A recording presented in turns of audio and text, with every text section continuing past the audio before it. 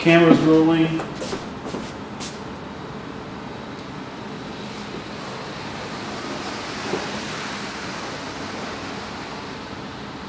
Sound.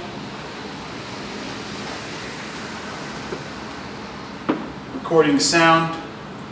Last night I dreamt a dream that the world grew faster legs and started to fly away from me. Its path zigzagged across the universe, leaving behind traces of its body, bathing me in old stones and ocean water, crystallizing in space, siphoning salt like dried up sweat on top of my skin, reminding me of winter after snow melted in the streets. It punched through Jupiter like a bullying agate, spreading its gases, creating a spark, setting the constellations on fire, burning the continuous night of bright red orange, destroying Earth's drinkable water in, bouncing off of Saturn after soaking up its orbital rings. I could hear it hissing as it passed, noticing it hissing with those thrown from the planet into space without any air to grasp. So I flew like Superman to save as many lives as possible. And on my way I realized I was dreaming myself as Superman, so I changed myself into Iron Man.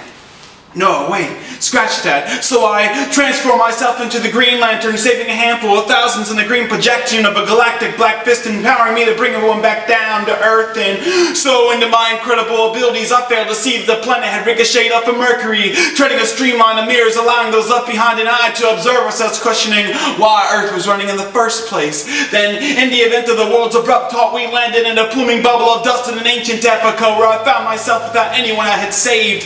But I wasn't alone. Man-love people rose from out of the ages, carrying fruits and meats to nourish me after the long journey I had endured. And after time, space, and battles I never fought but drew up for them to remember me by, that only became apparent after the venture to capture the Earth had ended. They taught me how to hunt, build houses that I palmed them, and gave me knowledge of love that people never took the time to appreciate from my generation. 7 years passed and I am more man than I had ever been before my landing, with 5 children, and after wedding a Nubian princess, my people beckoned me to set out again on a journey to get lost, get found, discover new people and planets in order to carry on a legacy.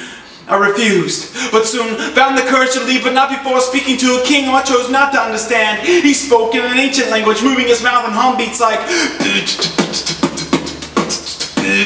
Then, in an instant, I shrank down to the size of a millipede and dove off his index finger back into space, where I followed satellites to different villages where I found no answers, became other civilizations' hero by fighting their battles, and denied the alien lovers of my passion by remembering the family where I called home.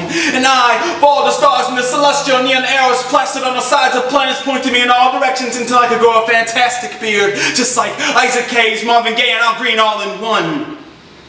Then in a sporadic sound of bloom, kicking the taste of iron in the corners of my mouth, my body formed transparent, becoming a part of space, placing other galaxies, moons, and my fingertips balanced in different phases, making it easier to travel at the speed of 9 light years.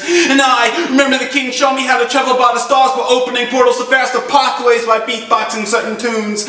And I followed the stars till I came to the end, where Gabriel stood atop pillars surviving Earth that had died in the past, translating the king's words by singing, "To leave is to only return, to leave is to only return." And remembering the king's words, I doubled back home, only to discover a broken spear stuck in the ground, speaking like tombstones in revolution. My people pierced with bullets and children gone from their home.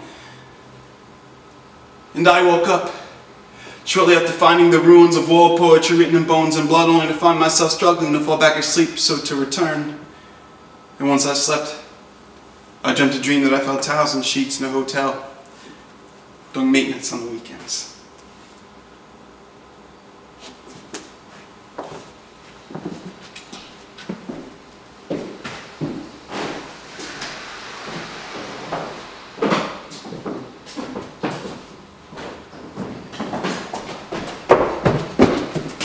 Now.